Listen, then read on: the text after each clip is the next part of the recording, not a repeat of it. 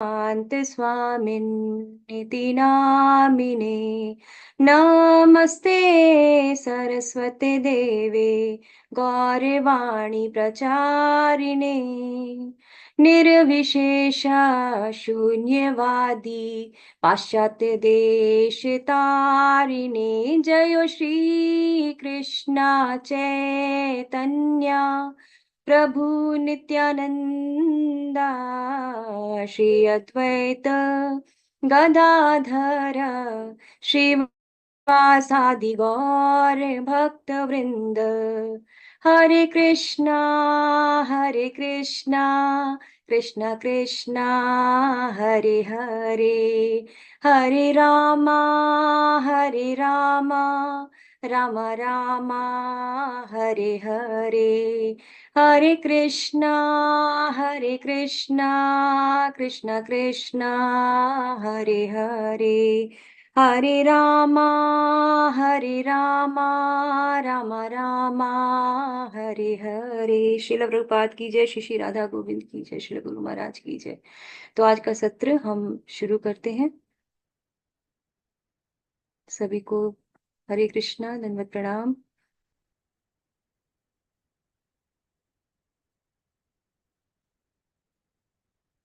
प्रभु मेरी स्क्रीन जो है विजिबल है ना? जी जी जी माता जी। धन्यवाद प्रभु। हरे कृष्णा। तो आप सबका एक बार फिर से भगवत गीता के इन 18 दिनों के सत्र में स्वागत है। आज हम अध्याय 3 का पठन करेंगे और इस अध्याय का नाम है कर्म योग। तो आगे बढ़ने से पहले हम एक टर्म है योग, जो यहाँ पे हम देख रहे हैं कर्म योग है, क्योंकि आगे हम ज्ञान योग भी पढ़ेंगे, ध्यान योग भी पढ़ेंगे। तो ये योग जो है, ये शब्द क्या है, इसका क्या अर्थ है, पहले हम एक बार फटाफट इसे जानने का प्रयास करते हैं। तो जैसा कि मेरे गुरुजन ने बताया है कि योग जो है ये युज धातु से आया हुआ है, युज धातु से आया हुआ है, जिसका अर्थ होता है जोड़ना, या फिर इसका अर्थ होता है जुड़ना, मतलब ऐड करना, किसी चीज को जोड़ देना, इसका अर्थ होता है। नॉर्मली अगर हम किसी से पूछें कि योग का क्या अर्थ होता है, तो वो हमें बताएगा कि कोई आसन, आसन की विधियां होती हैं, इसमें हाथ पैरों को मोड़ा जाता है, इस तरह से ये विधियां की जाती हैं। पर यहाँ पे जो हमें बताया जा रहा है, इसका अर्थ है जोड़ना या फिर जुड़ना। तो हम ये समझ सकते हैं कि कर्म योग जो है, ये इसका अर्थ है कि हम किस प्रकार का कर्म करें कि हम भगवान से जुड़ें। एक तरह से हम ये इसका जो एक तात्पर्य निकल के आता है, वो यही निकल के आता है कि भगवान से जुड़ने के लिए जो भी कर्म किया जाता है, वही कर्म योग कहलाता है। मैंने कि ऐसा कर्म जो हम भगवान से जुड़ने के लिए करें, वही कर्म योग है। हरे कृष्ण। अब सॉरी,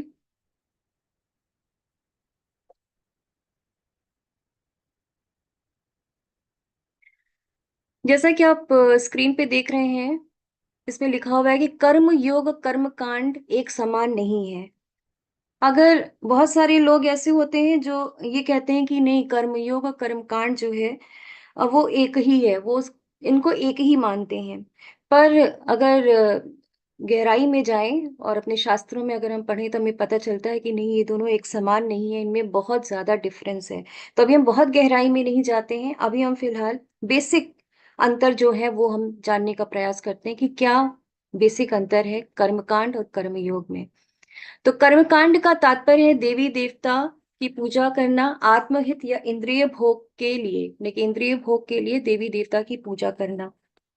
तो जब हम अपने इंद्रिय भोग की इच्छा के लिए देवी देवताओं के पास जाते हैं, तो उसे ही हम कर्मकांड कहेंगे।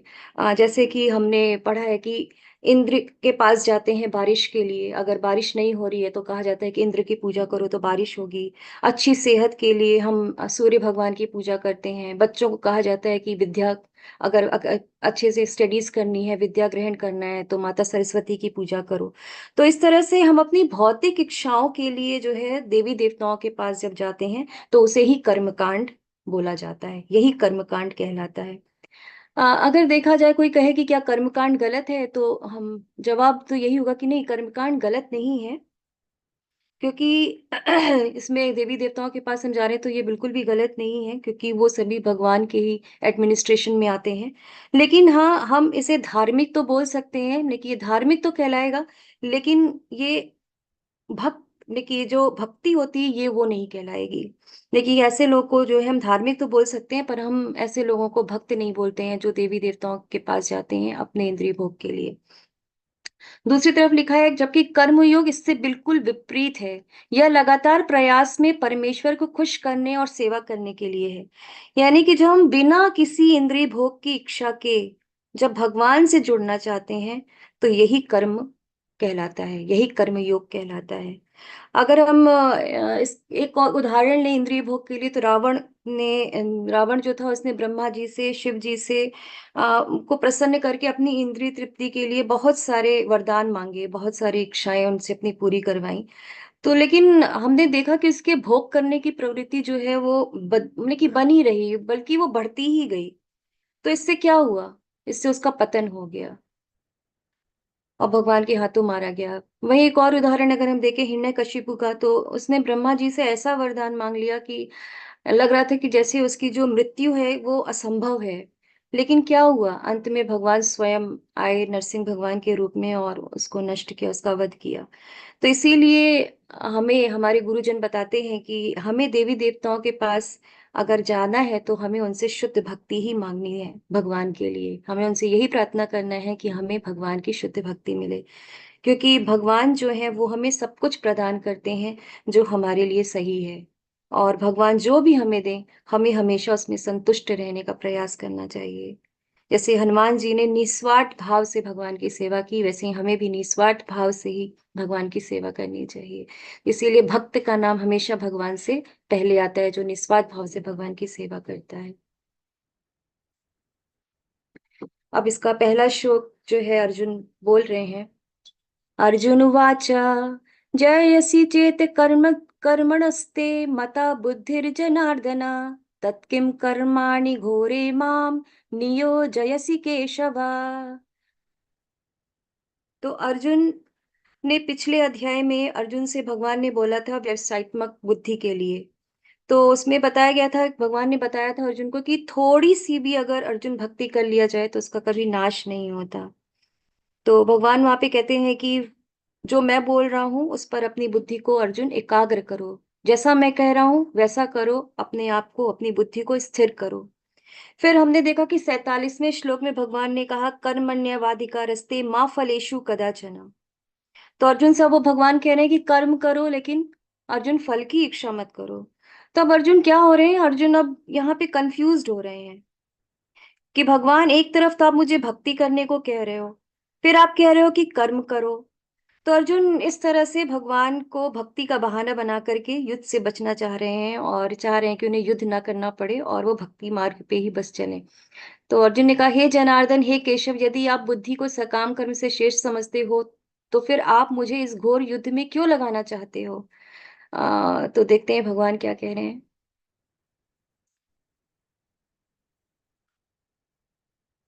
दूसरा श्लोक भी अर्जुन का ही है। अर्जुन फिर से कह रहे हैं, व्यामिषेणेव वाक्येन बुद्धिं मोहयसीव मे तदेकं वद निश्चित्य येन श्रेयो अहम उप श्रेयम श्रेया अहम आपनुयाम। आपके व्यामोश्रित अनेकार्थक उपदेशों से मेरी बुद्धि मोहित हो गई है, अतः कृपा करके निश्चय पूर्वक मुझे बताएं कि इनमें से मेरे लिए सर्वाधिक श्रेयकर क्या होगा। तो अर्जुन कह रहे हैं कि भगवान तदेकम वद, तदेकम वद मतलब की हुआ कि भगवान एक बात बोलो ना आप। अभी आपने बोला पीछे कि भक्ति करो, थोड़ी सी भी भक्ति जो है वो कभी भी नष्ट नहीं होती है, और फिर आप फिर से कह रहे हो कर्मण्येवाधिकारस्ते कि युद्ध करो। तो एक तरफ तो आप कह रहे हो युद्ध करो, फिर आप कह रहे हो भक्ति करो। तो आप मुझे इतना कंफ्यूज क्यों कर रहे हो भगवान? क्यों आप मुझे दोनों बातें बता रहे हो एक ही बात में, लेकिन एक ही समय में आप मुझे दोनों बातें कह रहे हो कि ये भी करो ये भी करो। तो ये तदेकम वत, आप मुझे एक चीज बताओ, एक बात बताओ कि मुझे क्या करना है, लेकिन आप मुझे वो बताइए जो मेरे लिए श्रेयकर है। इनमें से मेरे लिए सर्वाधिक श्रेयकर क्या होगा? तो लेकिन अर्जुन ये भी कह रहे हैं कि आप मुझे वही बताओ जो मेरे लिए श्रेयस्कर हो।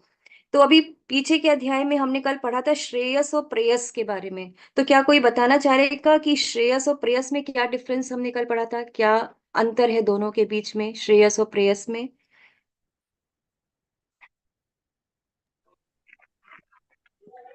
जी हरे कृष्णा सुधीर प्रभु जी। हरे कृष्णा।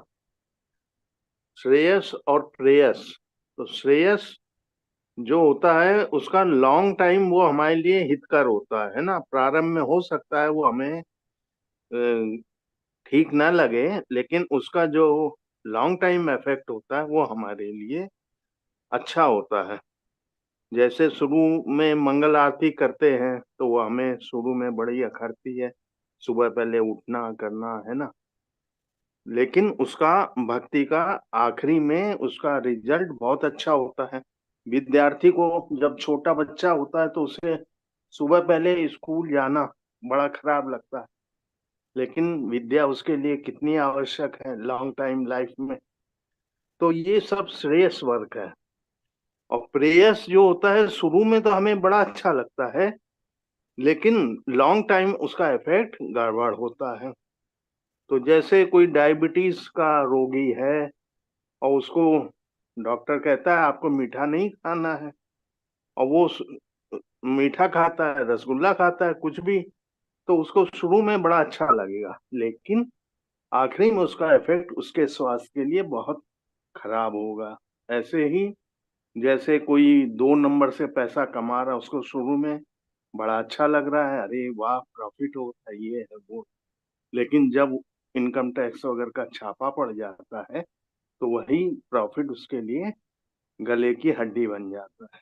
तो यही श्रेयस और प्रेयस में अंतर है। हरे कृष्ण।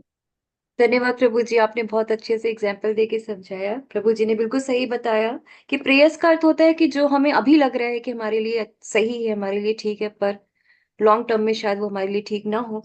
लेकिन श्रेयस वो होता है जो लॉन्ग टाइम के लिए हमारे लिए अच्छा हो। तो ऐसे ही भगवान से अर्जुन भी कह रहे हैं कि भगवान मुझे वो उपाय बताइए जो मेरे लिए श्रेयस्कर हो।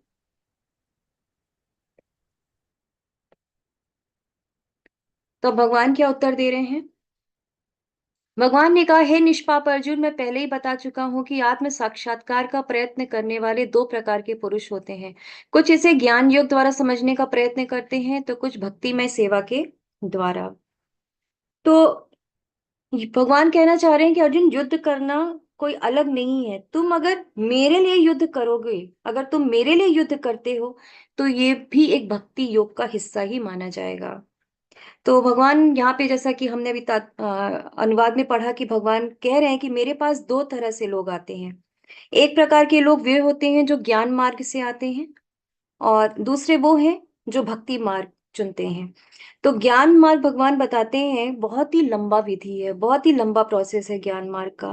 क्योंकि इसमें जो व्यक्ति होता है वो अपनी बुद्धि के द्वारा भगवान को समझने का प्रयत्न करता है, भगवान को समझने का प्रयास करता है।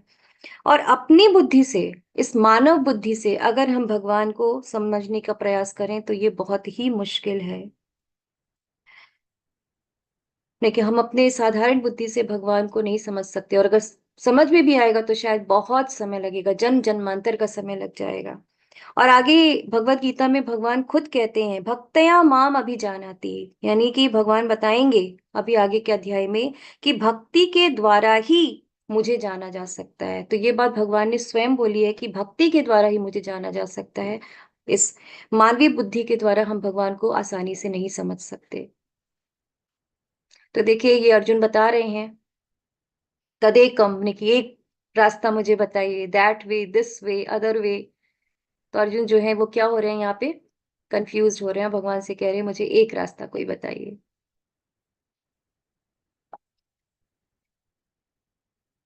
ना तो कर्म से विमुख होकर कोई कर्मफल से छुटकारा पा सकता है, और ना केवल संन्यास से सिद्धि की प्राप्ति की जा सकती है। तो भगवान कह रहे हैं, तुम कर्म का मार्ग त्याग कर नहीं रह सकते हो अर्जुन, क्योंकि कोई भी कर्म का मार्ग अगर सोचे कि त्याग करके वो रह सकता है तो ऐसा नहीं है। भौतिकतावादी मनुष्यों के हृदयों को विमल करने के लिए जिन कर्मों का विधान किया गया है उनके द्वारा शुद्ध हुआ मनुष्य ही संसार संसार ग्रहण कर सकता है। शुद्धि के बिना संन्यास ग्रहण करने से सफलता नहीं मिल पाती। हृदय की शुद्धि के बिना संन्यास सामाजिक व्यवस्था में उत्पात उत्पन्न करता है। दूसरी ओर यदि कोई नियत कर्मों को न करके भी भगवान की दिव्य सेवा करता है तो वह उस मार्ग में जो कुछ भी उन्नति करता है उसे भगवान स्वीकार कर लेते हैं। तो भगवान कह रहे हैं कि यदि तुम ज्ञान का मार्ग चुनते हो अर्जुन, तो भी कर्म तो तुमको करना ही पड़ेगा। तो अगर तुम कर्म से भागना चाहते हो तो ऐसा बिल्कुल भी पॉसिबल नहीं है, क्योंकि ज्ञानी को भी भगवान कह रहे हैं कि कर्म करना ही पड़ता है, कर्म करना ही होता है। और ना ही संन्यास से तुमको सिद्धि की फिर प्राप्ति हो सकती है। तो तात्पर्य में जैसा कि भगवान ने बताया है कि संन्यास का मार्ग जो होता है ये बहुत ही कठिन मार्ग है, ये मार्ग जो है ये आसान नहीं है। और भक्ति के मार्ग में भक्ति करते समय ही जो व्यक्ति है वो अपने आप ही शुद्ध होता जाता है। कैसे? जैसे कि जब हम बीमार पड़ते हैं, डॉक्टर के पास जाते हैं, तो डॉक्टर क्या करते हैं, हमें कुछ मेडिसिन देते हैं, और बीमारी की स्थिति में ही हम दवा खाते रहते हैं और खाते खाते ही हम ठीक भी हो जाते हैं। अब ऐसा थोड़ी ना कि हम बीमार पड़े और इंतजार करें कि जब हम ठीक हो जाएंगे तब हम दवा खाएंगे। ऐसा बिल्कुल नहीं है। तो इसी तरह से बताया जा रहा है कि भक्ति के मार्ग में भक्ति करते करते ही हम शुद्ध भी हो जाते हैं। पर जो ज्ञान मार्ग या संन्यास का जो प्रोसेस है, इसमें जब तक हम भौतिक विषयों से नहीं छूट जाते हैं तब तक हम संन्यास को ग्रहण नहीं कर सकते हैं। और अगर हमने भौतिक इच्छाओं को छोड़े बगैर अगर हमने संन्यास ग्रहण कर लिया तो क्या होगा? तो फिर हमारा जो मन है वो सदैव संसारी भोग में लगा ही रहेगा। हमारा मन कभी भी संसारिक भोग से छूट नहीं पाएगा। इसीलिए भगवान कह रहे हैं कि अर्जुन, कर्म तो तुमको करना ही पड़ेगा। जैसे यहाँ पे बता रहे हैं कि जो कर्मेंद्रियों को वश में तो करता है, किंतु जिसका मन इंद्रिय विषयों का चिंतन करता रहता है, वह निश्चित रूप से स्वयं को धोखा देता है और मिथ्याचारी कहलाता है। मिथ्याचारः स उच्यते। तो यहाँ भगवान कह रहे हैं कि ऐसे योगी जो आर्टिफिशियली यानी कि दिखावा की कोशिश करते हैं कि उन्होंने अपनी इंद्रियों को नियंत्रित करने का प्रयास कर रहे हैं या इंद्रियों को नियंत्रित कर लिए हैं, तो हमने देखा है कि कुछ समय के बाद उनका पतन भी हो जाता है। क्योंकि वो मन ही मन जो इंद्रिय विषय होते हैं ना, वो उनका चिंतन करते रहते हैं। और हमने कल ही पढ़ा था कि इंद्रिय विषयों का जब हम चिंतन करते रहते हैं तो धीरे धीरे हमें उन्हें पाने की लालसा उत्पन्न होने लगती है, और फिर हम उन्हें पाने का प्रयास करने लगते हैं। तो धीरे धीरे जब ये चिंतन करते रहते हैं तो फिर उसको कर भी बैठते हैं, उस कार्य को कर भी बैठते हैं। तो ये जो चित्र में आप देख रहे हैं, प्रभु जो आपको नजर आ रहे हैं यहाँ पे, तो साफ दिख रहा है कि घर तो इन्होंने छोड़ दिया है, पर अभी ये इंद्रिय विषयों पे कंट्रोल नहीं कर पाए हैं, जैसा कि हम इस चित्र से साफ साफ देख रहे हैं। तो हमारे जो आचार्य हैं, हमारे जो परंपरा है इसमें जो हमारे आचार्य हैं, उन्होंने हमें युक्त वैराग्य के बारे में बताया है। किसके बारे में बताया है? युक्त वैराग्य के बारे में। उन्होंने हमें बताया है कि हमें कोई चीज छोड़नी नहीं है, बल्कि हमें भगवान के साथ जोड़कर कार्य को करना है, भगवान की सेवा में सब कुछ लगाना है। हम कुछ भी त्यागते नहीं है, बल्कि उन्हें भगवान की सेवा में लगाते हैं। जैसे कि भगवान का कीर्तन करना, प्रसादम सबको खिलाना, भगवत गीता का उपदेश करना, किताबें बांटना भगवत गीता की, ये सारी चीजें हमारे आचार्य बताते हैं युक्त वैराग्य में। ये भरत महाराज हैं। श्रीमद् भागवतम में इनकी कहानी हमें पढ़ने को मिलती है। इनकी कहानी बहुत ही लंबी है, लेकिन हम शॉर्ट में ही इसे यहाँ पे जानने का प्रयास करते हैं। भरत महाराज जो थे ये राजा थे, और कुछ समय राज करने के बाद ये वन में आए। अपना आगे का जीवन वनवास का और सन्यास का जीवन जीने के लिए जब ये वन में आए, तो एक बार इन्हें एक हिरण का बच्चा मिलता है कुछ परिस्थितियों में। तो बच्चे मिलने के बाद उसकी देखभाल करते हैं, लेकिन देखभाल करते करते धीरे धीरे ये उससे आसक्त हो जाते हैं। उसके साथ ही खाते हैं, उसी के साथ पीते हैं, हर कार्य ये उसी के साथ करते हैं। लेकिन ये तो जंगली पशु है। जब वो धीरे धीरे बड़ा होता है तो ये अपने ग्रुप में अपने संगी साथियों के पास जो है वो जाने लगता है, और एक समय ऐसा आता है कि ये जंगल की तरफ चला जाता है। तो भरत महाराज जो होते हैं वो इसे बहुत ढूंढते हैं, पर ये मिलता नहीं है। और अचानक से इतने व्याकुल हो उठते हैं कि आधी रात में उसे ढूंढने के लिए निकल पड़ते हैं। और चूंकि अंधेरा रहता है और ये खाई में जाकर के गिर जाते हैं। तो मरते समय भी इन्हें जो हिरण था उसके विषय में ये सोच रहे थे। तो भगवान भगवत गीता में आगे बोलते हैं कि यम यम व्यापी यम यम वापी स्मरण भावम, यानी कि जो जैसा जैसा भाव करता है उसको वैसा ही जन्म मिलता है। तो इसका क्या मतलब निकलता है कि जब ये मरते समय इन्होंने हिरण के बारे में सोचा, हिरण के बारे में स्मरण किया, तो इन्हें अगला जन्म हिरण का ही मिला। इसीलिए ये परम आवश्यक है हमारे लिए कि हम हमेशा साधु का संग करें। साधु संग करना बहुत ही आवश्यक है हमारे लिए। अगर भरत महाराज साधु संग में रहते तो शायद आ, इनको वो साधु संग बताता कि आपको हिरण के साथ इतना आसक्त नहीं होना है, इतनी आसक्ति ठीक नहीं है आपके लिए, सन्यासी होकर के इतना आसक्त होना सही नहीं है। तो इसीलिए साधु का संग करना हमारे लिए बहुत आवश्यक है। साधु का संग करने से ही हम भक्ति में और आगे बढ़ सकते हैं।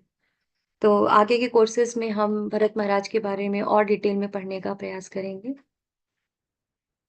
तो श्री विष्णु के लिए यज्ञ रूप में कर्म करना चाहिए, अन्यथा कर्म के द्वारा इस भौतिक जगत में बंधन उत्पन्न होता है। अतः हे कुंती पुत्र, उनकी प्रसन्नता के लिए अपने नियत कर्म करो, इस तरह तुम बंधन से सदा मुक्त होगे। तो यहाँ पे दोबारा भगवान जो है वो बता रहे हैं कि किस प्रकार हमें कर्म करना चाहिए, क्योंकि कर्म करते जैसा हम कर्म करते हैं उसी के अनुसार हमें पाप पुण्य भी मिलता है। तो हम इस प्रकार के कर्म से यानी कि पाप पुण्य से कैसे ऊपर उठ सकते हैं, क्योंकि पाप और ये पुण्य जो है यही ऐसे दोनों चीजें हैं जो हमें कर्म बंधन में बांधता है, जो हमें संसार में बांधता है। तो भगवान कह रहे हैं कि यहाँ पे यज्ञ के लिए कर्म करो। तो यज्ञ का क्या अर्थ हुआ? यज्ञ का अर्थ हुआ भगवान के लिए कर्म करना। भगवान का एक नाम यज्ञ भी है, यानी कि भगवान के लिए कर्म करना। तो तात्पर्य में प्रभुपाद जी बता रहे हैं कि अतः भगवान विष्णु की प्रसन्नता के लिए कर्म करना चाहिए। इस जगत में किया जाने वाला अन्य कोई कर्म बंधन का कारण होगा, क्योंकि अच्छे या बुरे कर्मों के फल होते हैं और कोई भी फल कर्म करने वाले को बांध लेता है। अतः कृष्ण अर्थात विष्णु को प्रसन्न करने के लिए कृष्ण भावना भावित होना होगा, और जब कोई ऐसा कर्म करता है तो वह मुक्त दशा को प्राप्त रहता है। यही महान कर्म कौशल है, और प्रारंभ में इस विधि में अत्यंत कुशल मार्गदर्शन की आवश्यकता होती है। तो भक्ति में किया गया कर्म जो होता है, भगवान बता रहे हैं कि वो पाप और पुण्य से ऊपर होता है। तो इसीलिए भक्ति में किया गया कर्म अकर्म कहलाता है। अकर्म वो कर्म है जो भक्ति में किया जाता है। यज्ञों के द्वारा प्रसन्न होकर देवता तुम्हें भी प्रसन्न करेंगे, और इस तरह मनुष्यों तथा देवताओं के मध्य सहयोग से सबों को संपन्नता प्राप्त होगी। तो यहाँ पे बताया जा रहा है कि जो सारे प्राणी हैं वो तो अन्न पे ही आश्रित हैं, तो यज्ञ से मनुष्य के खाद्य पदार्थ शुद्ध होते हैं। तो जब हम अन्न पर आश्रित हैं तो अन्न तो हम सभी को चाहिए, ये हमारी नीड है, ये हमारी जरूरत है। तो भगवान कह रहे हैं कि संसार में अगर हम रह रहे हैं तो हमें अपने नियत कर्म तो कुछ करने ही पड़ेंगे। अपने शरीर को स्वस्थ रखने के लिए हमें कर्म तो करने पड़ेंगे, लेकिन जो हम अन्न खाएं, खाद्य पदार्थ खाएं, वो यज्ञ से हम उसे शुद्ध कर सकते हैं। यज्ञ से शुद्ध कर सकते हैं मतलब कि भगवान को अर्पित करके हम उसे शुद्ध कर सकते हैं। और इस तरह से भगवान को अर्पित करके जब हम वो शुद्ध खाद्य पदार्थ खाते हैं तो वो प्रसाद होता है, और उस प्रसाद को खाने से हमारा जीवन भी क्या हो जाता है? शुद्ध हो जाता है। हमारी हृदय शुद्ध हो जाता है, हमारी स्मृति शुद्ध हो जाती है, हमारा जीवन शुद्ध हो जाता है, और ये सब मिलके कृष्ण भावनामृत तक हमें पहुंचाते हैं। और ये क्यों आवश्यक है? क्योंकि आज के समाज में ये सर्वाधिक आवश्यक है, क्योंकि आज के समाज में जिस तरह की हम कुरीतियां देख रहे हैं, तो ये परम आवश्यक है कि हम भगवान के लिए ही कर्म करें, तभी हम अपने जीवन में सुखी हो सकते हैं। जीवन की विभिन्न आवश्यकताओं की पूर्ति करने वाले विभिन्न देवता यज्ञ संपन्न होने पर प्रसन्न होकर तुम्हारी सारी आवश्यकताओं की पूर्ति करेंगे, किंतु जो इन उपहारों को देवताओं को अर्पित किए बिना भोगता है वह निश्चित रूप से चोर है। तो भगवान कह रहे हैं कि जो बिना मुझे अर्पित किए हुए भोजन खाता है या जो कुछ भी खाता है तो वो पाप खाता है। क्योंकि अगर हम भगवान को अर्पित करके खाते हैं तो हमारा तो हृदय शुद्ध हो जाता है, लेकिन अगर हम अर्पित किए बगैर खाते हैं तो क्या होता है? हम पाप खाते हैं। तो अल्टीमेटली इसमें क्या है? हमारा ही फायदा होता है। भगवान के भक्त सभी प्रकार के पापों से मुक्त हो जाते हैं, क्योंकि वे यज्ञ में अर्पित किए भोजन प्रसाद को ही खाते हैं। जो लोग अपनी इंद्रिय सुख के लिए भोजन खाते हैं वे निश्चित रूप से पाप खाते हैं। जैसा मैंने भी आपको बताया कि भगवान को अर्पित करके जो हम खाते हैं एक्चुअली में वो प्रसाद होता है। भगवान कि जो हम अपने आंखों से सिर्फ देखते हैं, अपने कानों से सिर्फ सुन सकते हैं, अपने जिह्वा से बोल सकते हैं, पर भगवान की जितनी इंद्रियां हैं वो उनसे सभी इंद्रियों का कार्य कर सकते हैं। जब हम भगवान के पास भोजन रखते हैं, उनको ऑफर करते हैं, और फिर हम जब पर्दा डाल देते हैं, पर्दा डालने के बाद 5 मिनट 10 मिनट बाद जब हम भोजन उठाने जाते हैं, तब वो भोजन नहीं होता है, तब वो प्रसाद हो जाता है। लेकिन जैसा हम भगवान के पास लेके जाते हैं, वैसे ही हमें भगवान वापस कर देते हैं। भगवान नहीं खाते हैं, लेकिन भगवान अपनी दृष्टि से उसको ग्रहण करते हैं, और वो जो हम जब लेते हैं तो वो प्रसाद बन जाता है, भगवान का उच्चिष्ट हो जाता है। वो जब हम खाते हैं तो वो जो होता है प्रसाद जो है, वो हमारे हृदय को धीरे धीरे शुद्ध कर देता है, हमें पापों से मुक्त कर देता है, क्योंकि वो यज्ञ को अर्पित किया हुआ भोजन होता है। लेकिन जो लोग खाना बनाए और उन्होंने बिल्कुल केयर नहीं की, भगवान को भी हमें ऑफर करना है, खा लिया, तो भगवान कहते हैं ऐसे लोग क्या करते हैं, पाप खाते हैं। लेकिन कोई भी चीज हो, सिर्फ खाना ही नहीं, अगर भगवान को ऑफर किए बगैर हम कुछ भी करते हैं अपने जीवन में, तो वो है पाप ही होता है। सारे प्राणी अन्न पर निश्चित है। जो वर्षा से उत्पन्न होता है, वर्षा यज्ञ संपन्न करने से होती है, और यज्ञ नियत कर्मों से उत्पन्न होता है। तो यहाँ पे बताया जा रहा है कि परमेश्वर जो यज्ञ पुरुष अथवा समस्त यज्ञों के भोक्ता कहलाते हैं, सभी देवताओं के स्वामी हैं। और जिस प्रकार शरीर के अंग पूरे शरीर की सेवा करते हैं, उसी तरह सारे देवता उनकी सेवा करते हैं। इंद्र, चंद्र तथा वरुण जैसे देवता भगवान द्वारा नियुक्त अधिकारी हैं, जो सांसारिक कार्यों की देख रेख करते हैं। सारे वेद इन देवताओं को प्रसन्न करने के लिए यज्ञों का निर्देश करते हैं, जिससे वे अन्न उत्पादन के लिए प्रचुर वायु, प्रकाश तथा जल प्रदान करते हैं। जब कृष्ण की पूजा की जाती है, तो उनके अंग स्वरूप देवताओं की भी स्वतः पूजा हो जाती है। अतः देवताओं की अलग से पूजा करने की आवश्यकता नहीं होती। इसी हेतु कृष्ण भावना भावित भगवत भक्त सर्वप्रथम कृष्ण को भोजन अर्पित करते हुए तब खाते हैं। यह ऐसी विधि है जिससे शरीर का आध्यात्मिक पोषण होता है। तो हमने भगवत गीता में पढ़ा है, भोक्ता राम यज्ञ तपसाम, यानी कि समस्त चीजों के भोक्ता जो है वो स्वयं कौन है, वो भगवान है। भगवान के अतिरिक्त अन्य कोई भोक्ता नहीं है। अन्य कोई अगर भोक्ता बनने का प्रयास करता है, तो उसका सदैव नाश होता है। तो यहाँ पे बताया जा रहा है कि भगवान तो भोगता है, और इंद्र, चंद्र देवता, ये जितने भी देवता है, वरुण, जो सभी भगवान के द्वारा नियुक्त अधिकारी हैं। तो यानी कि भगवान की देख रेख में ही भगवान के ये जो अधिकारी हैं, ये सांसारिक कार्यों की देखरेख करते हैं, लेकिन किसके सुपरविजन में, भगवान के अंडर में ये सारा कार्य करते हैं। और ये जो सारे कार्य हैं, भगवान के अंडर में करते हैं। और इसीलिए हमें जब कृष्ण की पूजा की जाती है, तो इसका मतलब कि उन देवताओं की भी पूजा हो जाती है। बिल्कुल वैसे ही जैसे अगर हम पेड़ों में जल कहाँ डालते हैं, हम उनकी फूल पत्तियों में डालते हैं, उनके तने में डालते हैं, उनके फल में डालते हैं, नहीं, हम जल सदैव जड़ में डालते हैं। जब हम जड़ में जल डालते हैं, तो स्वतः ही वो जल जो है वो पत्तियों में, फूलों में, तनों में, हर जगह पहुंच जाता है। एक और उदाहरण अगर हम लें, तो जब हम खाना खाते हैं, तो खाना तो हमारे पेट में जाता है, लेकिन जो शक्ति है वो सभी अंगों में पहुंचती है। उसी तरह से अगर भगवान को कोई चीज अर्पित की जाती है, तो वो स्वतः ही सभी देवताओं तक स्वयं ही पहुंच जाता है। तो ये क्या है, ये एक साइकिल की तरह है। जैसे खाना, अभी मैंने बताया कि भोजन सभी को चाहिए, ये शरीर की हमारी नीड है, ये हमारी शरीर की आवश्यकता है। लेकिन उसके लिए हमें क्या करना चाहिए, कर्म करना पड़ता है। भोजन खाने के लिए भी, भोजन ग्रहण करने के लिए भी हमें कर्म करना होता है। तो ये एक साइकिल की फॉर्म में है। किस तरह से, खाना जैसे भोजन ये है, भोजन कहाँ से आ रहा है, भोजन ये अन्न से आ रहा है।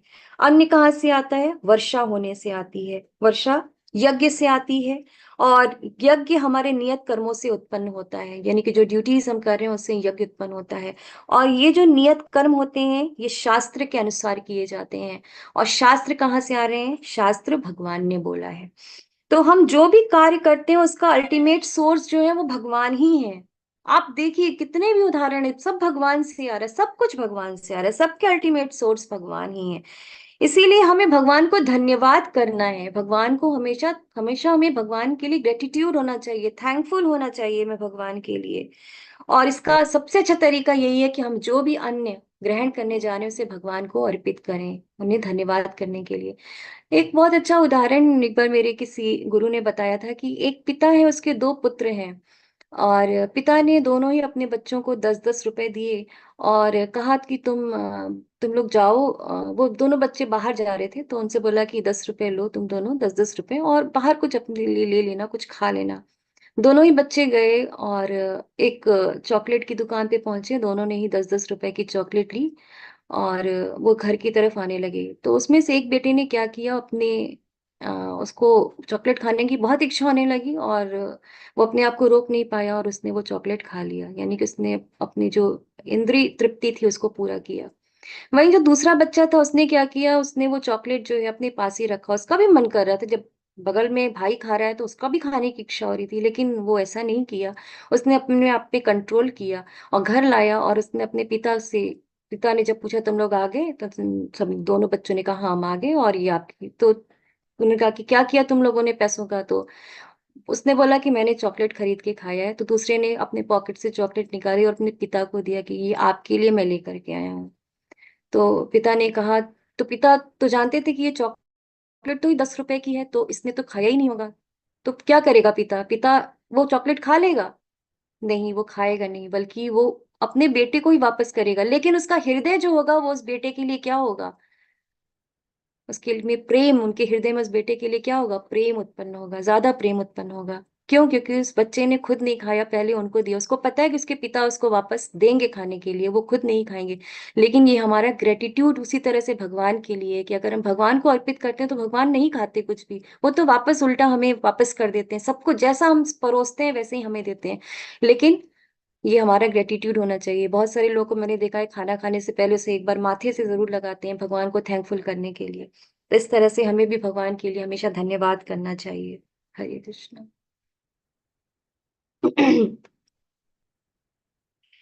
तो यहाँ पे ये चैतन्य महाप्रभु है, चैतन्य महाप्रभु की जय। तो यज्ञ का विधान जैसे बताया गया है, तो हम मैंने आपको बताया कि भगवान के लिए कर्म करना ही यज्ञ कहलाता है। तो अलग अलग युग जो हुए हैं, सतयुग, त्रेता, द्वापर, कलयुग, तो उसमें भगवान से जुड़ने की अलग अलग विधियां बताई गई हैं। सतयुग में बताया गया है कि हम ध्यान करके, तपस्या करके भगवान से जुड़ सकते हैं। त्रेता में बताया गया है कि बड़े बड़े यज्ञ करके भगवान से जुड़ा जा सकता है। द्वापर में बताया गया है कि बड़े बड़े मंदिरों में जो अर्चा विग्रह हैं उनकी सेवा करके भगवान से जुड़ा जा सकता है। लेकिन कली के इस युग में, यानी कि कलयुग में, केवल हरि नाम कीर्तन से ही हम भगवान से जुड़ सकते हैं।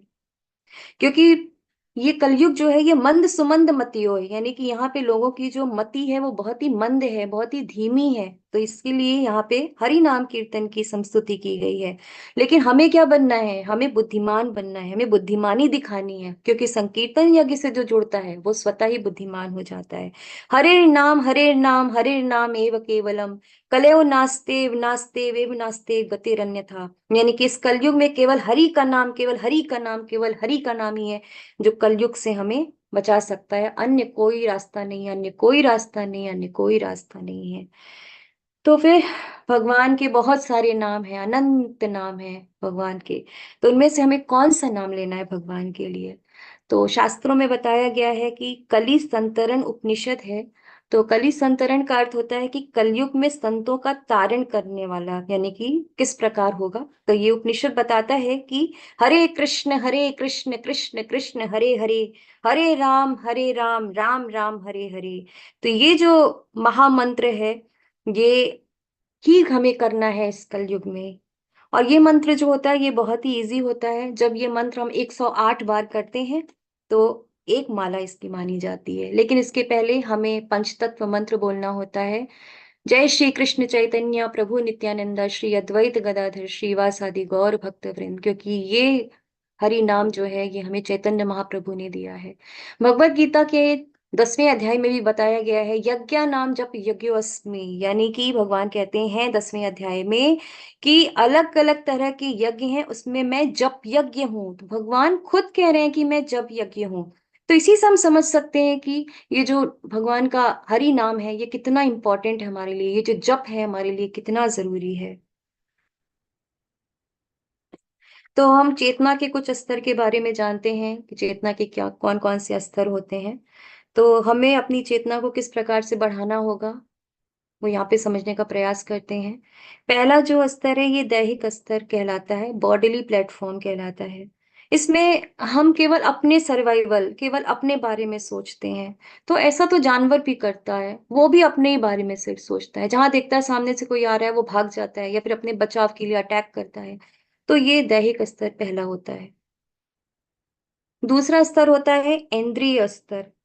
तो इसके अपने की दैहिक स्तर के ऊपर जो है ये इंद्रिय तृप्ति का स्तर आता है। फिर तीसरा स्तर जो आता है वो आता है मानसिक स्तर, मेंटल प्लेटफॉर्म कहलाता है। मानसिक स्तर पे क्या होता है कि अलग अलग हम अपना दिमाग लगाते हैं, मैंने कि अपनी हम बुद्धि लगा के काम करने का प्रयास करते हैं, इंद्रिय तृप्ति करने का प्रयास करते हैं। अब जैसे किचन में एक बिल्ली घुसने का प्रयास कर रही है, तो क्या कर रही है, वो भी तो अपनी बुद्धि लगा रही है कि मुझे दूध कैसे पीने को मिलेगा या फिर मुझे कुछ खाना है तो कैसे खाने को मिलेगा। तो वो भी अपनी बुद्धि लगाती है, यानी कि जानवर भी ये काम करता है, इस टेक्निक को फॉलो करता है भोग करने की। लेकिन इसके ऊपर की जो टेक्निक है वो क्या है, प्रज्ञात्मक स्तर, इंटेलेक्चुअल प्लेटफॉर्म। तो ये जो चेतना का स्तर है ये मनुष्य के लिए है, क्योंकि इस स्तर पे मनुष्य जान पाता है कि उसके लिए क्या सही है और क्या सही नहीं है, यानी कि क्या उसके लिए गलत है, वो इस स्तर पे जान करके जान सकता है। पर मनुष्य इसमें जाना नहीं चाहता। मनुष्य क्या, हम इसमें जाना नहीं चाहते। हम सिर्फ ये जानवरों की जो तीन स्तर है ना, दैहिक, इंद्रिय, मानसिक, हम केवल इन्हीं स्तरों पे रख करके इंद्रिय भोग करना चाहते हैं। हम ये जानना ही नहीं चाहते कि हमारे लिए क्या सही है क्या गलत है। हमको उसमें इंटरेस्ट ही अब नहीं आता। अगर कोई कहता भी है कि ये गलत है, कि बस अरे ये तो ऐसे ही बोलता रहता है, इसका तो काम ही है बोलना, छोड़ो इसको, आगे बढ़ो। तो हम किसी की बात भी नहीं सुनना चाहते अगर कोई हमें बताता भी है, यानी कि हम इस स्तर पे आना ही नहीं चाहते हैं। और इसके ऊपर भी लेकिन एक और स्तर है, वो स्तर है आध्यात्मिक स्तर। ये जो चेतना का स्तर होता है ये आनंदमय स्तर है। हम इस स्तर में आके परम आनंद की अनुभूति करते हैं। इस चेतना में आकर के हमें परम आनंद की प्राप्ति होती है।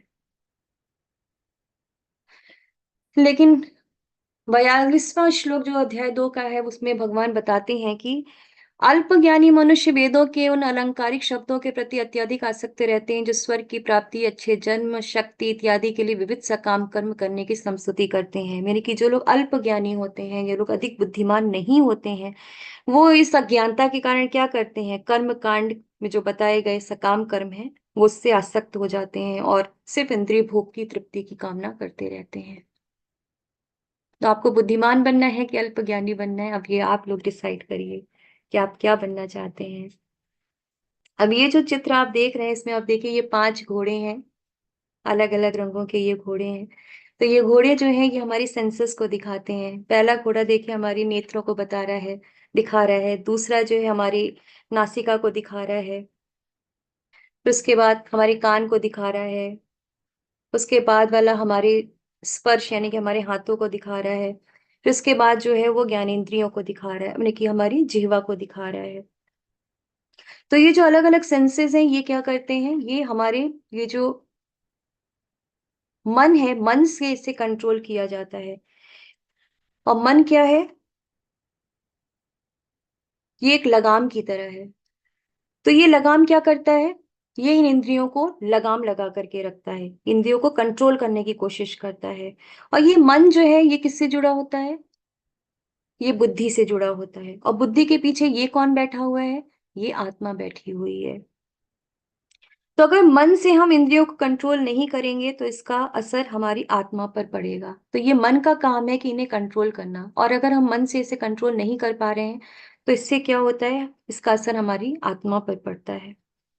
और वह पूरी तरह से काम वासना से क्या होती है, घिर जाती है। और ये भूल जाती है कि मेरा असली स्वरूप क्या है। और जब वो असली स्वरूप अपना भूल जाती है तो वो अपने आप को क्या मान बैठती है, अपने आप को शरीर मान बैठती है। और जब शरीर मान बैठती है तो क्या करने लगती है, वो इंद्रिय तृप्ति करने लगती है। तो इस तरह से हमें मन से इनको इंद्रियों को जो है लगाम लगाने का प्रयत्न करना है। पर क्या ऐसा हो सकता है, मन बहुत चंचल होता है, उसके जरिए हम अगर इन इंद्रियों को कंट्रोल करना चाहें तो ये बहुत मुश्किल है। तो इस तो हमें क्या करना है, हमें इन इंद्रियों से ही कंट्रोल करने का प्रयास करना है। कैसे करना है वो अभी हम आगे जानेंगे। अतः कर्म फल में आसक्त हुए बिना मनुष्य को अपना कर्तव्य समझकर निरंतर कर्म करते रहना चाहिए, क्योंकि अनासक्त होकर कर्म करने से परम की प्राप्ति होती है। तो यहाँ पे प्रभुपाद जी बता रहे हैं कि कर्म फल से आसक्त हुए बिना, जैसा कल हमने पढ़ा था कर्मण्येवाधिकारस्ते, कि हमें कर्म फल से आसक्त नहीं होना है, हमें कर्तव्य को समझ करके अपने कर्म को करना है, क्योंकि अनासक्त होकर के कर्म करने से ही हमें परम की प्राप्ति होती है। ये बहुत ही अच्छा श्लोक यहाँ पे बताया जा रहा है। यत् याचरति श्रेष्ठस्तद्देवेतरो जनः, यत् सा यत् प्रमाणं कुरुते लोकस्तत् अनुवर्तते। श्रेष्ठ पुरुष जिस प्रकार का आचरण करते हैं, बाकी के लोग भी वैसा ही करते हैं। जैसे बच्चे आजकल अपना रोल मॉडल बनाते हैं किसी ना किसी को, तो वो अपने रोल मॉडल के अनुसार ही अपना कार्य करते हैं। वो ऐसे चलता है, वो ऐसे करता है, ऐसे बैठता है, ये खाता है, तो ये रोल मॉडल को फॉलो किया जाता है। लेकिन हम ये भूल जाते हैं कि हम पेरेंट्स अपने बच्चों के सबसे पहले रोल मॉडल हैं, क्योंकि बच्चा जो होता है जन्म के बाद से अपने पेरेंट्स को सबसे पहले देखता है और वो उन्हीं के अनुसार कार्य करने का प्रयत्न करता है। तो पेरेंट्स बच्चों के सबसे पहले रोल मॉडल होते हैं। तो आज के समय में हम क्या देखते हैं? आज के समय में देखते हैं कि पेरेंट्स बच्चों के सामने नशा करते हैं, झगड़ा करते हैं, अपना बिहेवियर इस तरह से दिखाते हैं जो उन्हें नहीं दिखाना चाहिए। तो क्या होगा? बच्चे अपने जो पहला रोल मॉडल है उसके जीवन का, उनसे बहुत कुछ ऐसा सीख लेता है जो उसे नहीं सीखना चाहिए। इससे क्या होता है? वो जब ऐसी हरकतें करता है उनके साथ, तो जब हम मना करेंगे कि ऐसा मत करो, तो कहेगा कि वो क्या, उसका क्या उत्तर होगा कि आपने भी तो ऐसे ही किया है, आप भी तो ऐसे ही करते हो। तो हम एज अ पेरेंट, हमारा बच्चा जो हमसे सीख रहा है, उसके सामने हमें इस तरह से रोल मॉडल अपने आप को प्रस्तुत करना है कि वो हमारे जीवन से कुछ सीखे, हमारे आचरण से कुछ सीखे, और इस तरह का कोई भी कार्य ना करे कि भविष्य में हम ही उसे मना करें कि ऐसा कार्य मत करो। तो आजकल जो लोग हैं वो श्रेष्ठ पुरुषों को फॉलो ना करके क्या करते हैं? हमारी जो युवा पीढ़ी है वो श्रेष्ठ पुरुषों को फॉलो ना करके क्या करती है? बॉलीवुड के हीरो को अपना रोल मॉडल मान बैठती है, और उसी तरह से हरकत करना शुरू करती है, उनकी तरह एक्टिंग करना, और बहुत सारी चीजें करते हैं जो मुझे बताने की जरूरत नहीं है, आप सब खुद जानते हैं ये सारी बातें। तो इस तरह से क्या हो रहा है, धीरे धीरे समाज में हमारे नवयुवकों का पतन हो रहा है।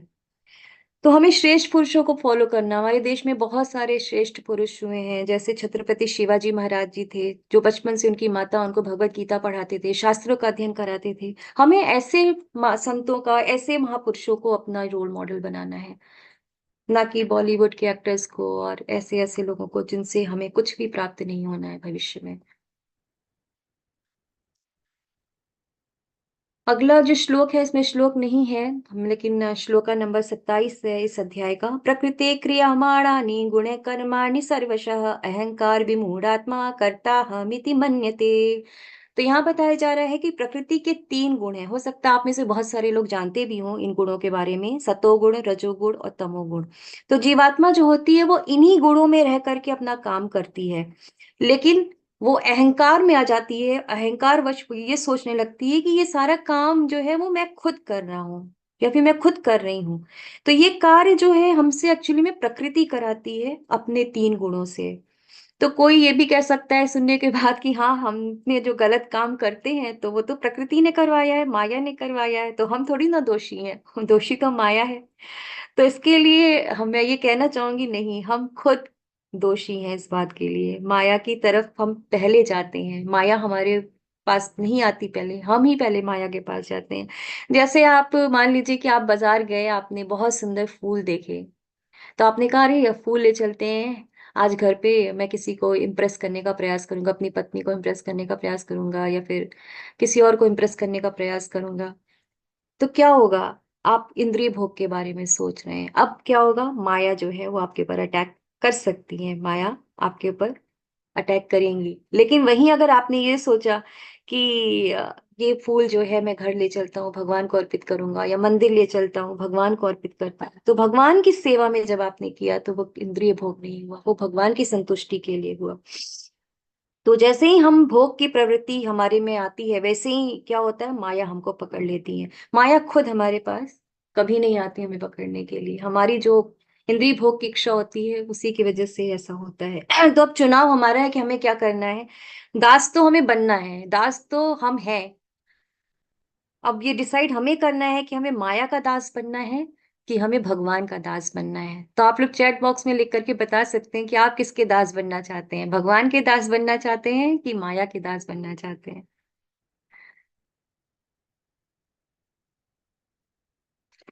तो अर्जुन ने कहा हे वृष्णिवंशी, मनुष्य न चाहते हुए भी पाप कर्मों के लिए प्रेरित क्यों होता है?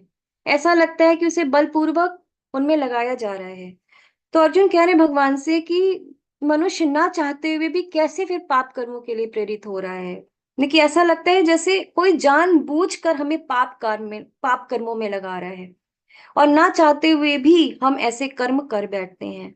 तो ये प्रश्न सिर्फ अर्जुन का नहीं है, ये प्रश्न मुझे लगता है कि हम में से सभी का या बहुत सारे लोगों का होगा कि कभी कभी ऐसा होता है कि हम ना चाहते हुए भी कुछ ऐसे पाप कर्म कर बैठते हैं जहां पे हम, जो हमें लगता है कि हमें नहीं करना चाहिए, फिर भी हम कर बैठते हैं।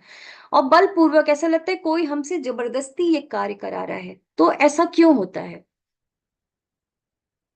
तो भगवान यहाँ पे उत्तर दे रहे हैं, श्लोका नंबर 37 से उत्तर दे रहे हैं। कामेश क्रोधेश रजोगुण समुद्भव महाशनो महात्पापा महाशनो महापाप्मा विधेयन विधेयन मही वैरिणम।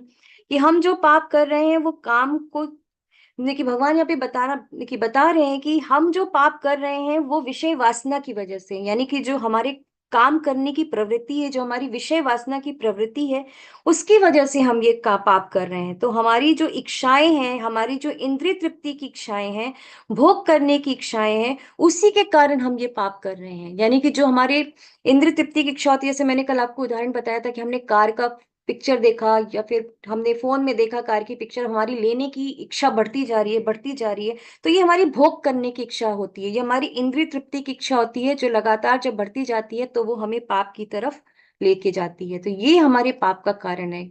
बहुत सारे ऐसे केसेस होते हैं, मैंने सुना है, मैंने पढ़ा है कि भोग करने की ऐसी इच्छा हुई कि कुछ ऐसे चीजें लोग कर बैठते हैं अनावश्यक, जो उन्हें नहीं करना चाहिए। तो यही हमारे पाप का सबसे बड़ा कारण है। जिस प्रकार अग्नि धुएं से, दर्पण धूल से अथवा भ्रूण गर्भाशय से आवृत रहता है, उसी प्रकार जीवात्मा इस काम की विभिन्न मात्राओं से आवृत रहता है। तो यहाँ पे बताया जा रहा है कि ये जो काम है, ये अनेक जन्म जन्मांतर से, यानी कि जो विषय वासनाएं हैं, ये जन्म जन्मांतर से हमारी आत्मा पर मोटी परत के रूप में जमी हुई है। और ये परत जो है, ये कैसे हटाई जाए? यानी कि ये जो परत हमारी आत्मा के ऊपर जमी हुई है, इसे हम कैसे हटा सकते हैं? तो इसे हटाने का केवल एक ही उपाय है, वो है हरि नाम। तो जब हम हरि नाम लेते हैं तो ये परत जो है धीरे धीरे साफ होती जाती है, क्योंकि ये करोड़ों जन्मों की वासनाएं हैं। और ये एक दिन में नहीं शुद्ध होता है, धीरे धीरे शुद्ध होता है। जैसे बहुत सारे लोग जप करते हैं, वो कहते हैं कि हमें भगवान के जप में जो है वो रस नहीं मिल रहा है, आनंद नहीं आ रहा है। वो इसलिए नहीं आ रहा है कि वो जो वासनाएं हैं, वो जो मलिनता है, वो इतने जन्म जन्मांतर की है कि वो तुरंत नहीं जाती। बहुत समय लगता है, धीरे धीरे जाता है, लेकिन जाता जरूर है। चेतो दर्पण मार्जनम भव महादावाग्नि निर्वापण। तो चित्त का जो दर्पण है, उसका मार्जन करना अत्यंत आवश्यक है, और वो हरि नाम से ही वो मार्जन हो सकता है। तो यहाँ पे बताया जा रहा है कि इंद्रियाणि मनोबुद्धिरस्याधिष्ठान मुच्यते एतैर्विमोहत्य शेष ज्ञानम आवृत्य देहिनम। इंद्रिया, मन तथा बुद्धि इस काम के निवास स्थान है। इनके द्वारा यह काम जीवात्मा के वास्तविक ज्ञान को ढककर उसे मोहित कर लेता है। तो बताया जा रहा है कि काम का निवास स्थान भगवान बता रहे हैं कहाँ पे है। इंद्रिया, मन और बुद्धि इस काम के निवास स्थान है। तो काम वासना हम यहाँ पे, जैसा कि इतनी देखिए जो हमने पढ़ा, इससे हमें ये समझ में आता है कि ये जो काम वासना है, यही हमारा सबसे बड़ा शत्रु है। और मन क्या है? मन इसके कंट्रोल, मन इसके सेंटर में है, और वो इंद्रियों और बुद्धि से भी जुड़ा हुआ है। जो हमारा मन है वो बुद्धि से भी जुड़ा हुआ है और हमारी इंद्रियों से भी जुड़ा हुआ है। जैसा कि हमने पीछे पिक्चर में देखा था कि मन जो था वो बीच में था, वो बुद्धि से पीछे से जुड़ा हुआ था और आगे से इंद्रियों से जुड़ा हुआ था। तो ये जो काम वासना है, ये हमारी बुद्धि और आत्मा को ढक देती है, और अपने आप को, जो हम हैं, जो हम हैं, हम क्या है? हम आत्मा है, लेकिन हम अपने आप को क्या मान बैठते हैं? शरीर मान बैठते हैं।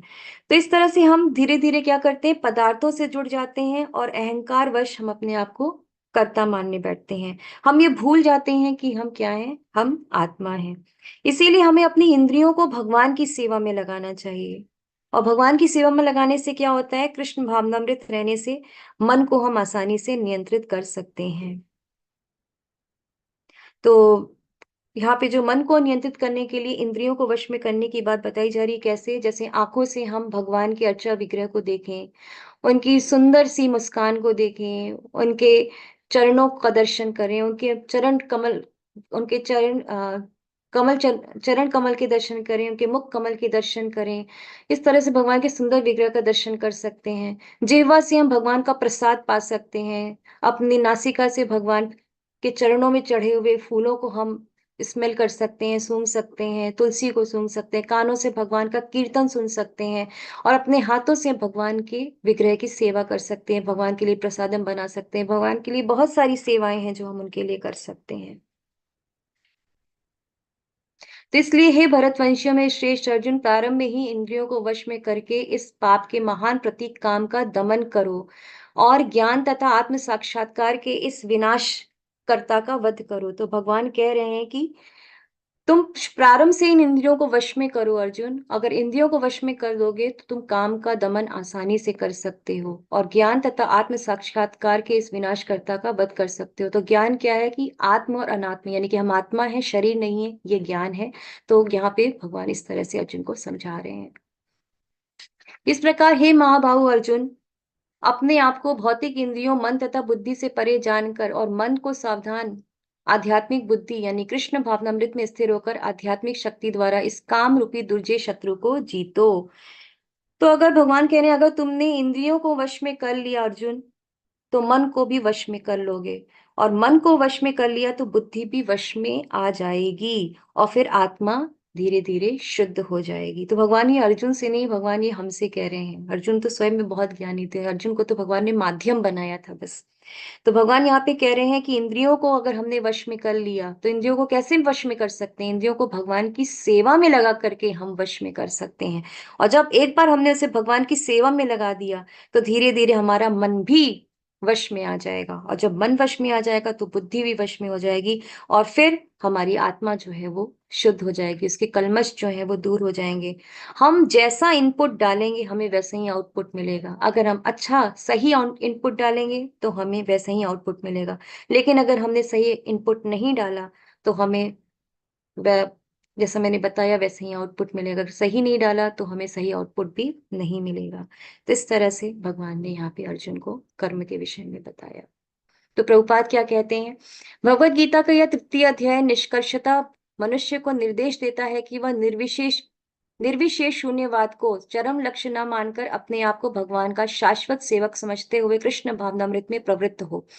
भौतिक जीवन में मनुष्य काम तथा प्रकृति पर प्रभुत्व पाने की इच्छा से प्रभावित होता है। प्रभुत्व तथा इंद्रिय तृप्ति की इच्छाएं बद्ध जीव की परम शत्रु हैं, किंतु कृष्ण भावनामृत की शक्ति से मनुष्य इंद्रियों, मन तथा बुद्धि पर नियंत्रण रख सकता है। देखिए वही चीज प्रभुपाद भी बता रहे हैं कि कृष्ण भावनामृत की शक्ति से हम इंद्रियों, मन तथा बुद्धि को नियंत्रित कर सकते हैं। इसके लिए मनुष्य को सहसा अपने नियत कर्मों को बंद करने की आवश्यकता नहीं है, अपितु धीरे धीरे कृष्ण भावनामृत विकसित करके भौतिक इंद्रियों तथा मन से प्रभावित हुए बिना अपने शुद्ध स्वरूप के प्रति लक्षित स्थिर बुद्धि से दिव्य स्थिति को प्राप्त हुआ जा सकता है। यानी कि हमें युक्त वैराग्य, कोई चीज छोड़नी नहीं है, कोई चीज त्याग नहीं करनी है हमें, बल्कि उसको भगवान के लिए करना है। यही इस अध्याय का सारांश है। सांसारिक जीवन की अपरिपक्व अवस्था में दार्शनिक चिंतन तथा यौगिक आसनों के अभ्यास से इंद्रियों को वश में करने के कृत्रिम प्रयासों से आध्यात्मिक जीवन प्राप्त करने में सहायता नहीं मिलती। उसे श्रेष्ठ बुद्धि द्वारा कृष्ण भावनामृत में प्रशिक्षित होना चाहिए। तो इस तरह से ये इसके चैप्टर समरी है। हरे कृष्णा सभी को।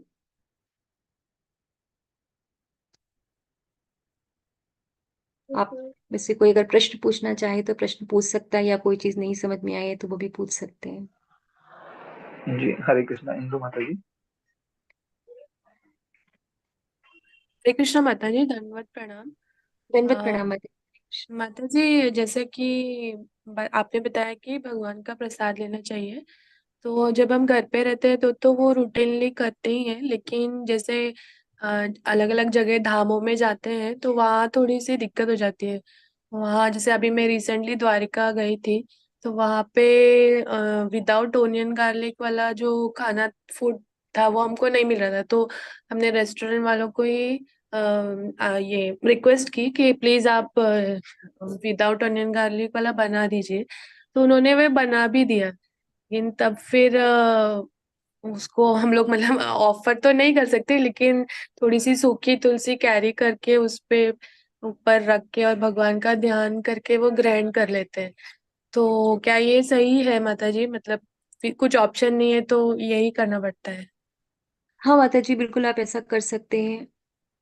लेकिन फ्रूट्स वगैरह भी, जैसे जहाँ पे ऑप्शन नहीं है तो आप जैसा कर रहे हैं वैसा कर सकते हैं। तुलसी आप रख करके ऑफर कर सकते हैं, भगवान को मानसिक ऑफर कर सकते हैं और प्रसाद पा सकते हैं। हाँ, बाहर जाने में थोड़ा सा दिक्कत होता है, थोड़ी तकलीफ होती है। हम हमारे अकॉर्डिंग वैष्णव जो भोजन है वो हमें नहीं मिल पाता है। ये आप हम्म। बिल्कुल सही कह रहे हैं। तो लेकिन जैसा आपने कहा कि आपने उनसे रिक्वेस्ट की और उन्होंने आपके लिए विदाउट ओनियन गार्लिक जो है भोजन बनाया, तो ऐसा हम कर सकते हैं। जी माता जी, धन्यवाद माता जी। हरे कृष्ण। धन्यवाद माता जी। हरे कृष्ण। हरे कृष्णा सुधीर प्रभु जी। हरे कृष्णा माता जी, दंडवत प्रणाम। माता जी, एक दंड ये प्रणाम। जिज्ञासा हो रही है कि जैसे बताया गया ना, कलयुग का मतलब मेन यज्ञ हरि नाम कीर्तन है, जो चैतन्य प्रभु ने हमको दिया है ना। लेकिन देख रहे हैं कि अभी भी मतलब मंदिरों का निर्माण तो खूब हो रहा है, कि जैसे अर्ध विग्रह की पूजा जो मतलब बताया गया था द्वापर में मेन था, है कि नहीं? तो वैसे तो कलयुग का यज्ञ यही है ना, हरि नाम कीर्तन। जी प्रभु।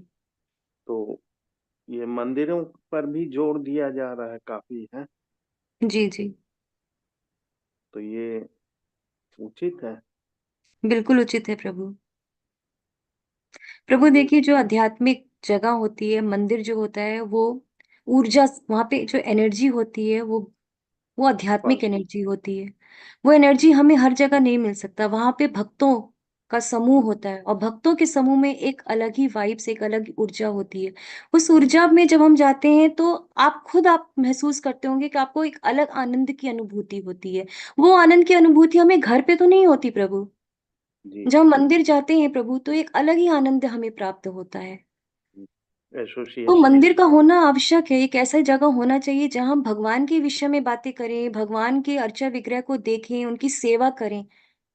हम्म। ये होना चाहिए प्रभु। बिल्कुल। हरे कृष्ण प्रभु। हरे कृष्ण। हरे कृष्णा प्रभु जी। हरे कृष्णा श्रद्धा माता जी।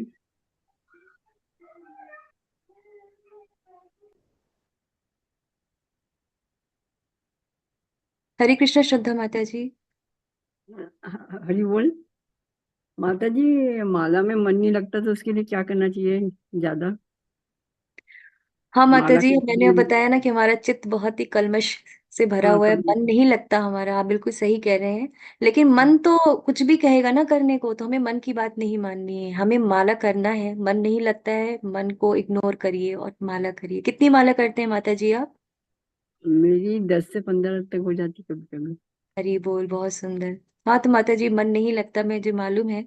तो आप हरे कृष्ण महामंत्र जो है आप लिख करके भी अपने पास रख सकते हैं, और माला करते समय, जब करते समय उस मंत्र को अपनी आंखों के सामने रखेंगे, तो जब मन इधर उधर भागता है तो आपकी आंखें चूंकि उस मंत्र पे रहेंगी तो तुरंत वहां पे आके रुक जाएंगी। तो इस तरह से भी आप अपने मन को थोड़ा सा कंट्रोल कर सकते हैं। अच्छा माता जी, और कुछ ध्यान नहीं रखना चाहिए क्या माला माला करते समय माता जी? माला करते समय माता जी, जब हम भगवान का नाम लेते हैं तो हमें प्रयास करना चाहिए कि जो हम नाम ले रहे हैं वो हम सुने भी। अच्छा। हाँ, जब हम नाम लेते हैं तो हमारा पूरा कंसंट्रेशन होना चाहिए कि वो नाम लेते समय से हरे कृष्ण कृष्ण कृष्ण हरे हरे, हरे राम राम राम हरे हरे। तो हरे कृष्ण जब ये आवाज निकल रही है हमारी जीवा से, तो हमें प्रयत्न करना चाहिए कि हम उसी समय अपने कानों से उस आवाज को सुने भी। अच्छा माता जी। जी, ऐसा ही हमें करना। यही हमारे नाम अ, जप करने की तीन अवस्थाएं होती हैं: नाम अपराध, नामाभास और शुद्ध नाम। तो अभी नामा अपराध की स्थिति में ही हम लोग चल रहे हैं। अभी हमसे बहुत सारे अपराध होंगे, लेकिन नाम हमें लेते रहना है। नाम लेना हमें छोड़ना नहीं है, किसी भी परिस्थिति में, किसी भी स्थिति में। अच्छा माता जी। जी, हरे कृष्णा। हरे कृष्ण माता जी। जी हरे कृष्णा रविंद्र प्रभु जी। हेलो। जी, हरे कृष्ण प्रभु जी। हरे कृष्णा। माता जी अभी उन्होंने बताया कि हमें इतनी माला करनी चाहिए, लेकिन हम प्रभु जी के भगवान को याद करते हैं तो मैंने सुना है कि हम माला करते हैं ना तो ऐसा बोलते कि दिन में 10 माला की या 15 माला की है, लेकिन हमारा ध्यान होता है ना वो माला काउंट करने में होता है। हमारे भगवान में जो हमारा जो लिंग कंसंट्रेशन होता है वहां पे नहीं जाता है, काउंट में जाता है। ठीक है। तो हम मेरा मेरा ये प्रायोरिटी मानना है कि अ, श्वासे श्वासे निज नाम जब वो उठा श्वास मत होय, न जानो ये श्वास को आवत होय न होय। तो हम जब भी फ्री होते हैं या दूसरे काम में बिजी होते हैं वो तो हमको करना ही है। जब भी हम फ्री होता है तो वो उस टाइम पे भगवान का ध्यान धरना चाहिए। माला से क्या कहता है कि हम हमारा कॉन्सेंट्रेशन काउंट में चला जाता है। हम्म, प्रभु आपका ऐसा सोचना है, पर देखिए, माला जब हम जपते हैं तो हम वो पर्टिकुलर टाइम भगवान को देते हैं। आप बिल्कुल सही कह रहे हैं। जब हम माला, ये भी स्टेज आता है प्रभु, जब हम माला भगवान का करते हैं, धीरे धीरे हाँ, ऐसी अवस्था आती है कि फिर वो नाम हमारी जीवा पे निरंतर आता निरंतर है। रहता, हाँ निरंतर आता है, राइट। लेकिन जब हम माला जपते हैं प्रभु, तो वो पर्टिकुलर टाइम सिर्फ हमारे और भगवान के बीच में होता है। हम्म, अब जैसे हम्म, आपने बोला कि सांस सांस में माला है, सांस सांस पे तो भगवान का नाम होना ही चाहिए प्रभु। अगर देखिए, अब ऐसा है कि खाना बनाते समय क्या हम भगवान का नाम नहीं ले रहे हैं? ले रहे हैं, लेकिन उस समय हमारा जो मन है, हमारा जो ध्यान है, वो खाने पे है। जीवा तो भगवान का नाम ले रही है, लेकिन मन बुद्धि सब कुछ खाना बनाने में लगा हुआ है कि नमक मैंने डाला कि नहीं डाला, हल्दी डाली कि नहीं डाली। या फिर कोई व्यक्ति बिजनेस कर रहा है, जॉब कर रहा है, भगवान का नाम तो ले रहा है, लेकिन उसको लगा रही फाइल मेरी पहुंची कि नहीं पहुंची, मैंने ये काम किया कि नहीं किया। तो मन तो हमारा इधर उधर भाग रहा है, नाम तो हम जरूर जीवा से ले रहे हैं। लेकिन जब हम माला करते हैं, हमारे हाथ में जब माला होती है, तुलसी की माला होती है या नीम की माला होती है, वो समय सिर्फ हमारा और भगवान का होता है। हमारे बीच में कोई काम नहीं होता, कोई दूसरा नहीं होता, सिर्फ हम और हमारे भगवान। तो प्रभु, एक तरह से आप ये कह सकते हैं कि वो हमारी मीटिंग होती है भगवान के साथ उतने समय की, जो हम भगवान के साथ समय स्पेंड करते हैं। फिर तो जब ये चीज जब होने लगती प्रभु, तब तो भगवान का नाम निरंतर हमारी जिह्वा पे नाचता रहता है। उसमें कोई सीमा नहीं है कि आप कितना भगवान का नाम अपने जिह्वा से लें, पूरे दिन आप लेते रहिए। कोई सीमा नहीं है भगवान का नाम लेने के लिए। सेकंड सेकंड के समय पे भगवान का नाम लिखा हुआ है। हाँ सही है। हाँ। जी तो प्रभु। मेरे को एक गुरुजी ने भी ऐसा ही बताया कि उन्होंने एक एग्जांपल दिया कि अगर हस्बैंड है तो उसकी वाइफ पैसा मांगते तो वाइफ ऐसा नहीं बोलती है कि ये लो, ये वो अपने पास जितना होता है वो लेके दे देती, क्योंकि अपने जो होता है उसका पति होता है, परमेश्वर होता है, तो वो अपने को तो हमारा जो भगवान जो है हमारे परमेश्वर है हमारे। तो हमारे जो इष्ट देवता है, वो उसको निरंतर जब भी हम, हाँ, जब अभी हम जॉब करते हैं तो जॉब के टाइम में हम माला नहीं कर सकते। ठीक है, उस टाइम पे हमारा काम होता है, राइट। फिर हम जैसे ही फ्री हो जाते हैं तो उस टाइम पे हम भगवान का रटन करते ही रहते हैं। हाँ प्रभु, बिल्कुल आप ऐसा करिए। बस ये है कि जब भगवान का नाम लेते हैं तो वो समय जो है ना, सिर्फ भगवान को देना है। वो मीटिंग होती है हमारी भगवान के बीच में, उस मीटिंग में हमें किसी तीसरे को नहीं लाना है, अपने मन को भी नहीं लाना है, अपनी बुद्धि को भी नहीं लाना है, सिर्फ भगवान और हम होने चाहिए। धन्यवाद माता जी। जी, हरे कृष्णा प्रभु, थैंक हरि यू। बोल। जी प्रभु हरे चैट कृष्णा बॉक्स। माता जी। जी माता जी।